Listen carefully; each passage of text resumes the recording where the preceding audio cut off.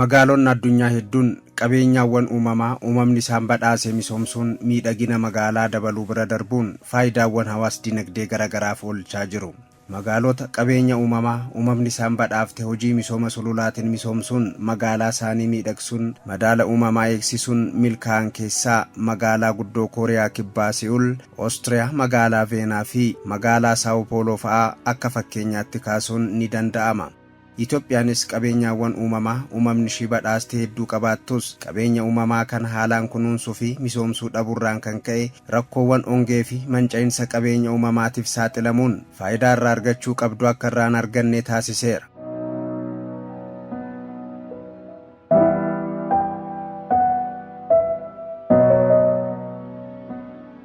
Yeroo dhiyoos mootummaan Itoophiyaa biyyattiin qabeenya uumamaa qabdu kunuunsuun faayidaa irraa argachuu qabdu akka argattuuf baadiyyaattis ta'ee magaalaatti sagantaa misooma sululaa hojiirra oolchuun manca'insa qabeenya uumamaa irratti gahaa jiru ittisuun fayyadamummaa hawaasaa mirkaneessuu irratti argama. Magaalota sagantaa misooma sululaa hojiirra oolchuun qabeenya uumamaa qaban misoomsuun faayidaa irra oolchaa jiran keessaa magaalaa guddoo Itoophiyaa handhuura Oromiyaa teessoo dippiloomaatotaa fi wiirtuu Afrikaanotaa taate magaalaan Finfinnee ishee tokko. Finfinneen keessattuu jijjiiramaas qabeenyaawwan uumamaa qabdu kunuunsuun hojii misoomaa hojjechaa jirtuun haalli duraan keessa turte jijjiiramuun yeroodhaa gara yerootti guddina ajaa'ibsiisaa agarsiisaa jirti. Hojiin misooma sululaa karaa qindaa'aa ta'een magaalichatti hojiirra oolfamaa jiru rakkoo faalama lageenii fi manca'insa qabeenya uumamaatiin mudatan furuun hawwattummaa magaalichaa dabaluuf hojjetamu ta'uu sadarkaa kantiibaa ittaanaatti hoogganaan biiroo hojiif ogummaa magaalaa Finfinnee obbo Xiraatuu Bayyana ni himu.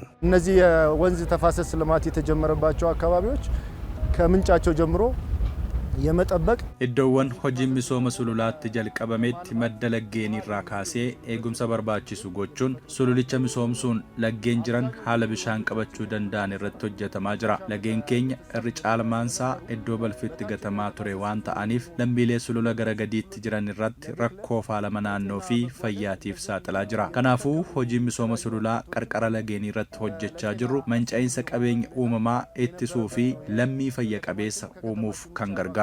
Hojiin misooma sululaa misooma koriidaraa marsaa lammaffaa keessatti hammatamuun hojjetamaa jiru hojii misooma qarqara lagaa dabalatee hojiiwwan eegumsa biyyoo akkasumas kunuunsa iddoowwan magariisaa kan of keessatti hammateedha. አዲስ አበባ ከተማ ላይ የሚገኙ ወንዞች በአብዛኛው የቆሻሻ መጣያ የፍሳሽ መድፊያ Laggeen magaalichaa hedduun bakka balfitti gatamu ijaarsi seeraan alaa keessatti babal'achuun faalamaaf saaxilamedha. Hojiiwwan misooma sululaa hojjetamu keessaa tokko daangaa qarqara lageenii eegsisuudha. Haaluma kanaan hojiin ijaarsa seeraan alaa kaasisuu daangaa kabachiisuun hojjetameera. Qarqara lagaa meetira 50 hanga meetira 150tti akka qulqullaa'us ta'eera. Hojii faalama ittisuu dhangala'aa xuraawaa gara lagaatti akka hin seenne gargaaran sarara dhangala'aa dhaabsisuu diriirsuu bitaa mirga lageenitti hojjechuu akkasumas haala qabatamaa sululaa irratti hundaa'uudhaan hojiin iddoowwan magariisa misoomsuu hojjetamaa jira. Hojiin eegumsa biyyoo sululoota magaalicha keessatti hojjetamaa jiru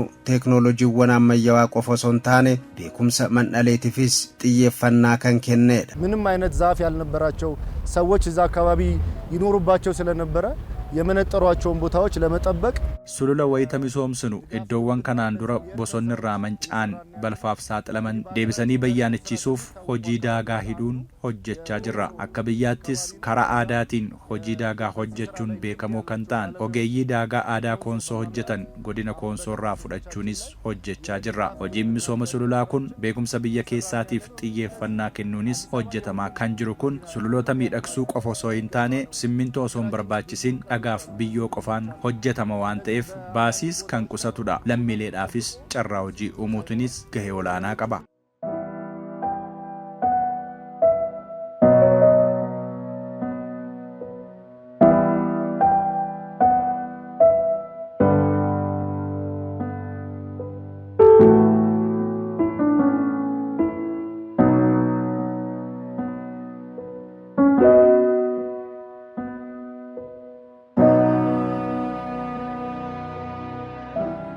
hojiiwwan misooma sululaa magaalattii keessatti hojjetamaa jiran keessaa misooma koriidara marsaa lammaffaa kiiloomeetira 42 hojjetamaa jiru keessatti hammatamuun hojjetamaa jiru hojiin misooma sululaa giddugala konvenshinii idil addunyaa Addis hanga Gooroo jiru akka fakkeenyaatti heerama. Hojii kanaan iddoowwan kanaan dura balfoota adda addaatiin guutamanii fi sababa qubsuma seeraan alaatiin manca'anii turan misoomsuun bakka itti deebisuun danda'ameera. Sululoota magaalattii keessatti argamanitti hojiin sululoota misoomsuu dabalatee bu'uuraaleen misoomaa naannichatti hojjetamaa jiran rakkoowwan hedduu jiraattota magaalichaa mudataa jiran furaniiru. Weellisaa Kumaa Hirkoo jiraataa magaalaa Finfinnee kutaa magaalaa Lammii Kuraati. Misoomni biyya kana keessatti misoomni magaalaa kana keessatti hojjetamaa jiru dhugaa rabbii hundi keenya umurii keenyan kan arguudha. Ijoolleen keenya immoo karaa fuulduraa kan kana caalaa akka argitu waan bareeda laalaa jirra. Waan takkuma arginee hin beekne argaa jirra.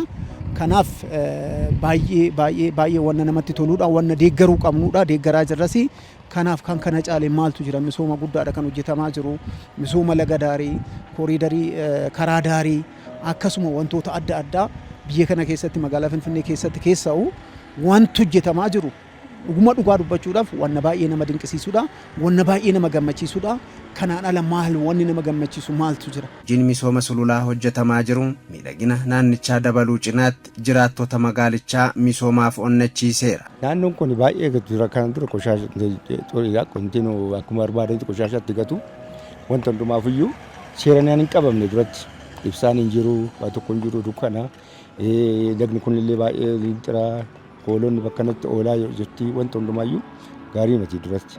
Amma gari baay'ee jijjiirama qaba wanta hundumaan iyyuu galee wanti tokko immoo namni tokko gaarii yoo argite sammuun keettis wanti iyyuu kan qulqullaa deemu eenyuun keettis kan sirti yaadu wanta gaarii yoo argitu ofis kan jabeessaa deemtu gisee sana wanti duqquu keessaa kan amma kan kaane wanatti fakkaatan akeekiyeeti. Sululli kun osoo misoomin dura keessattuu ganna balaan lolaa dhaqqabaa ture hammaataa akka ta'ee fi manneen hedduu irratti miidhaa dhaqqabsiisaa akka ture himama. Lagni kun duraan waggaa bishaan kuute asirra ciisayyu namni garatti darbuun qabuyyu biyyi sarra akkatee tureyyu bakkeen kun irree qoshaashaa haayilaandii namatti gatanii bishaan kun gina akkamatti manarsiin seenaa karaa siin cufa amma bara kana gizee biyyi kana dildilla hojjetamaa jira bishaan asirra ciisu. Bareedaa jira. Dubartii bareeddu beekta. Akkas ta'e katamaan bareede. Dur harroonni sirra deemte, horiin sirra deemte, namni sirra deema. Hannamaati fi kan makiinaa layyunnatiin qabu. Amma kan biskileetii oofu kophaa irra deema. Kophaa qaba. Ani immoo warra ijaan nagarre kophaa qaban. Warri galgala wookii godhu karaa qaba. Makiinaan kophaa qaba. Hundu bootaa ofii qaban. Bareedde katamaan namni caammaa moofaa fi kafana moofaadhaa uffatee asirra deemuun barbaadu. Inqaana galgala katamaa kechoo deemte biyya hormaa hin jiru nutti fakkaata. Dura Awurooppaa yenna Ameerikaa yenna Eeshiyaa yenna wanna baay'eedha. Keenya caalaa jira. Hojii misoomaa hojjetameen jijjiiramni hedduun jiraachuu fi jijjiiramichaan gammachuu guddaa qabaachuu jiraattonni ni himu. Bu'aa guddaadha. Dhugaadha amma naannoo lagarraa kan hojjetamu kuni duraan qoshaashaa irratti gataniyyuu ture.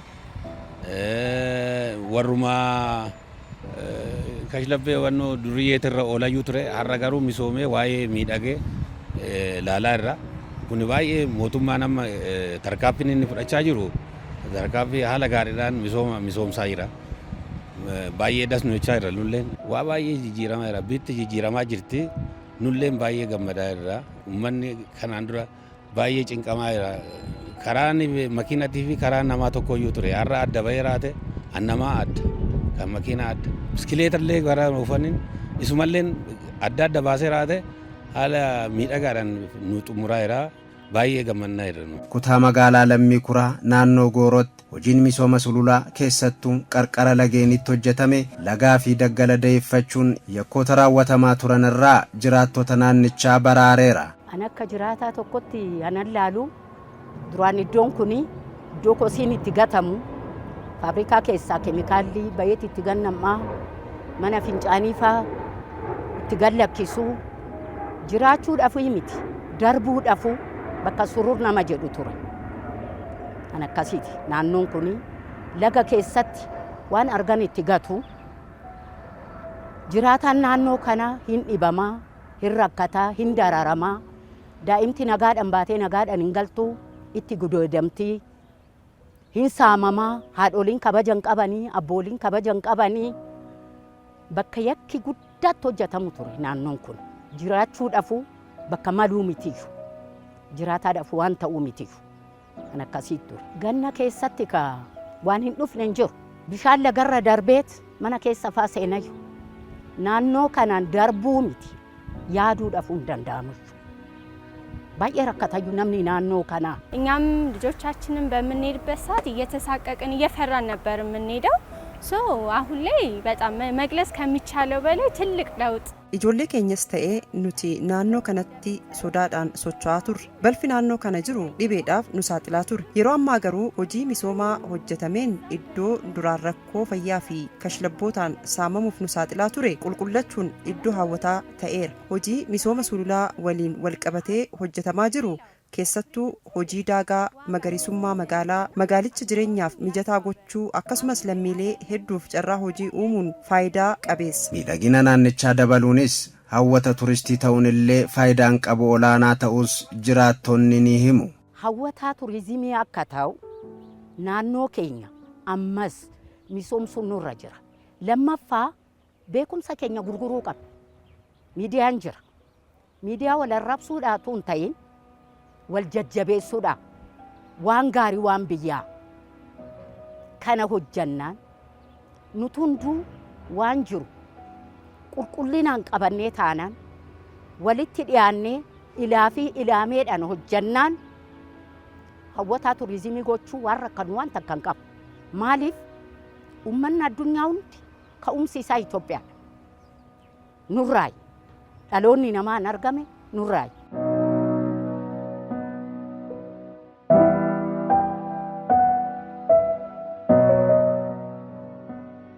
Iddoon kanaan dura da'oo kashlabbootaa ta'uun namni itti saamamuu fi yaaddoo jiraattotaa ture yeroo ammaa kana gara iddoo aara galfiitti jijjiiramuu kan ibsan jiraattonni kutaa magaalichaa hojii dhalootaaf hojjetame kana kunuunsuun gaheerraa eegamuu kan bahan ta'us ni himu. Namni yeroo daandii kanarra deeman yaaddoo guddaa keessa kan turanidha. Amma garuu wantoonni sun badanii bakkeetti sammuun namaa boqotu. Qabeenyi hin dhumne sammuun dhala namaa keessa jiraachuudha waan ta'eefini. Bootatti aara galfii bakkee bashannanaa ijoollonni bakkeetti dhufanii too waan hunda itti gammadanii boqonnaa sammuutti fudhatan ta'eera. Ani gahee kiyya akka dargaggeessa tokkotti biqiltuu as keessa jiru kunuunsuu irratti yerootti biqiltuu jechuun akka lubbuu dhala namaatti ilaalee too itti gaafatamummaan irra jiru adda durummaadhaan nan baay'ee. Fakkeenya bishaan obaasuudhaan haramaa wantoota ilbiisota kunuu faayidaa kan hin barbaachifne as keessa buqqisuudhaan yeroo as jiraadhutti immoo wantoota namoonni yaadni nama garaagara waan ta'eef hubannaa gaarii namaaf laachuudhaan misoomni kun akkaataatti kunuunfamee galma ga'u taasisuu keessatti adda durummaadhaan itti gaafatamummaa kiyya nan ba'a. Baay'ee misoome safara dura faaltiinii fi kosiin adda addaa jigee keessa nama dhukkubaan nama saaxilu amma iddoo bashannanaa fi iddoo riizoortii adda addaa ta'uun baay'ee waan nama gammachiisee hin dhisne kun jajjabeeffamuu qaba dhaloota itti aanuuf akka darbuuf nullee gahee keenya ni baana jechuudha. Gahee keenya haalli itti baanu hin gargaarraa hojiidhaan illee galgala dhufnee wantoota piroojeektii kanaaf ta'aru wanna kooriideerii kanaaf ta'u akka hin saamamneef eegumsa ni goona. Warroota kanarratti hojjetaniif ni gargaara jechuudha. Deeggarsa goona. Deeggarsi keenya karaa humnaatiin fi karaa eegumsaatiin ni goona jechuudha. Kunuunsuudhaaf dhaloonni illee dirqama qaba. Dhaloonni jenereeshiniin amma jiru wantoota amma lafa kaawwameef kana wantoota akka giriin ta'anii kareen akka akkas hojjetaman kana dhaloonni jiru qabachuu qaba seeraan of ta'ee wanta mootummoonni kanaan dura darba waan akkasii waan baratamaa akkasii amma akka hojjetamaa jiru kana hojjetamaan ture amma garuu wanta amma hojjetamaa jiru kun ammoo dirqama dhaloonni jiru qabachuu qaba bareeffachuu qaba itti fayyadamuu qaba sirnaan qabachuu qaban jedhu. Waraanni dargaggeessi bakkuma argetti suusii araada garaagaraatiin badee bakkoota garaagaraatti alarra ciisee wantoota seeralaa kana oofee sadarkaa jiraatu sanirra darbee as keessatti gurmiidhaan wantoota garaagaraatiin dhufanii taphachuu kooliideerii kanarratti wanta kam irratti haala mijataa kana keessatti hordofanii dabarsuu qabu jedha. Mootummaan jijjiiramaa misooma biyyattiif xiyyeeffannaa kennee hojii hojjechaa jiruun jijjiiramni olaanaan argamaa jira. Hojii misoomaa hojjetamaa jiru keessatti hunduu qoodarraa eegamu yoo ba'e egereen biyyattii milkaa'aa ta'a. ስደት ሀገር ምናምንም ሄጄ አንዳንድ ነገሮችንም አይቼ ነበር አጋጣሚዎች ጎዳንሳን ብያ አላ ቱሬራ biyyan turetti hojii misoomaa hojjetaman yeroon argu biyyi koos otoo akkas miidhagdee jedheen yaada. Nan hinaafan ture. Amma garuu biyya keenyatti inisheetiiviiwwan misoomaa kun hojiirra oolanii yeroon argu gammachuutu natti dhagahama. Inisheetiiviiwwan misoomaa ministeerri muummee keenya hooggantoota kaan waliin ta'uutiin hojiirra oolchuun magaalaa keenya misoomsan abdii guddaa natti toreera. Ani akka kootti hojiiwwan misoomaa hojjetamaa jiran kunuunsuun waan humni koo danda'u hunda raawwachuun gaheen irraa eegamu nan bahadha. Hunduu misooma hojjetamaa jiru tumsuun yoo hirmaate egereen biyya keenyaa milkaa'aa ta'a. Hojiin misooma sululaa magaalaa Finfinnee keessatti hojjetamaa jiru mancaa'insa qabeenya uumamaa ittisuun miidhaginaa fi hawwattummaa magaalittii dabaluun ala carraa hojii uumuu fi aadaa hojii cimsuunis faayidaa olaanaa argamsiisaa jira. Abamee turuurraan kan immoo hamma haalota kooliidarii irraan ka'e haala baay'eedhaan sochiin jira baay'ee hojjetamaa jira si ammas baay'ee deeznee jira ijoollonni amma fakkeenyaaf duraan goddoonyonni koo baay'een isaan hojiin qabanii amma garuu hundi isaanii gara hojiitti galaniiru amma toonuma sararaan tokko illee qaxarraa barbaadanne sararatanyaa hin arganu haala hojii kana amma keessa jiru kanaan hojiin baay'een sochii qaba haala magaalaa keenyaarraas bareedina magaalaa keenyaarraas haalotuma hundumaarraa hanna ilaallu baay'ee deeznee jirama. Kana waan ta'eef ammas immoo gara fuulduraatti akkasumatti rakkatti nuufuuf waaqayyo wajjin akkas toonu ta'ee baay'ee gaariidha jedhee yaada. Baay'ee bareedarra jirama. Hojiin misoomaa hojjetamaa jiru dargaggoota hojii misoomichaa irratti hirmaatan ogummaa isaanii akka gabbifataniif isaan gargaareera. ሙያ ያለው ደግሞ ሙያውን ይበልጥ እያዳበረ ሙያ ያለመደ ደግሞ ሙያ እየለመደ ነው ያለው. Hojiin misoomaa hojjetamaa jiru kun ogummaa kan qabuuf ogummaa isaa akka gabbifatu, ogummaa kan hin qabneef immoo ogummaa akka horatu gochuun faayidaa olaanaa qaba. Ani hojii kana erganii galee ogummaa hedduu horadheera.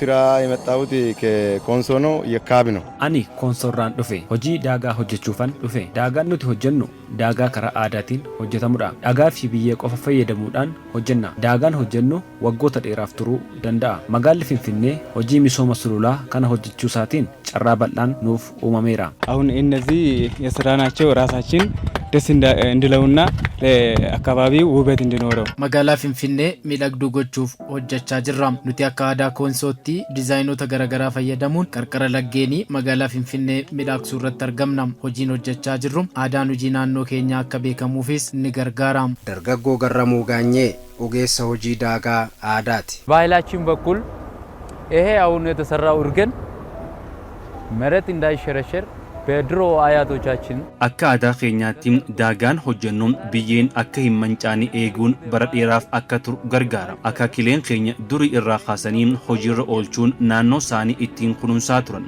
Nutis ogummaa isaan irraa dhaalleen hojiirra oolchuun naannoo keenya bira darbuun Finfinneellee ittiin miidhagsaa jirra. Hojiin eegumsa biyyee hojjechaa jirruun galii guddaa nuuf argamsiisaa jira.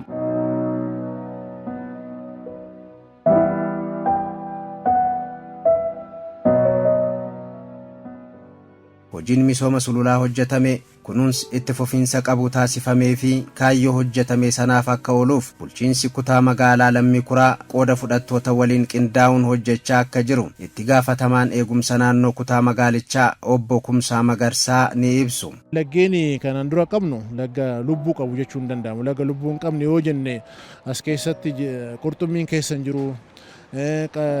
Wantoonni lubbuu qabaatan as keessa jiran jechaadha. Wantoonni lubbuu qabaatan as keessa jiran taanaan lafti kun du'aadha jennee tiramannaa jechaadha. Kanaaf lagichi kun waan lubbuu hin qabne waan tajaajila hin kenninedha.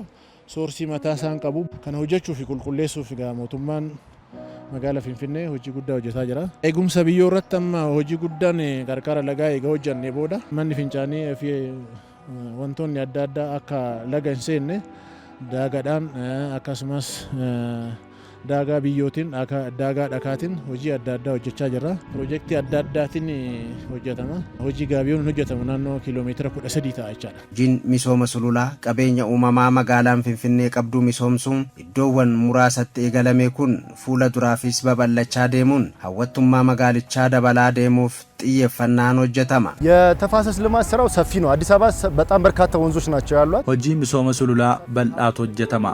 Magaalli Finfinnee lageen hedduu qabdi. Amma iddoowwan muraasa irratti qofa kan nuti hojjechaa jirru. Hojii kanatti fufsiisuun sululoota jiran hunda misoomsuuf bulchiinsi magaalichaa xiyyeeffannaa kennuun kan hojjetu ta'a. Hawaasni magaalichaas hojiiwwan misoomaa hojjetamaniif kunuunsa barbaachisu gochuun paalamarraa baraaruun gaheerraa eegamu bahurra jiru. Akka magaalaatti namoota dhuunfaas ta'e dhaabbilee garaagaraa barfa dhangala'aa gara lagaatti dhangalaasan gaafachiisu seerri bahee hojiirra ooleera. Mootummaan jijjiirama qabeenyaawwan uumamaa kanaan dura manca'uun rakkoo jijjiirama qilleensaatiif saaxilaa turan bayyanachiisuun laggeen magaalaa Finfinnee laggeen xuraawaa fi miidhagina magaalichaa faalleessan osoo hin taane madda fayyummaa fi miidhagina magaalittii akka ta'aniif hojii hojjechaa jiruun jijjiiramni magaalaa Finfinnee keessatti mul'achaa jiru. Dhugumattuu magaalaa Finfinnee akka maqaashii miidhagduu fi giddugala dippiloomaatotaa ta'uu mul'isuudha. Hojiin misoomaa jalqabame kun cimee itti fufuu qaba jechuun qophii keenya xumurra.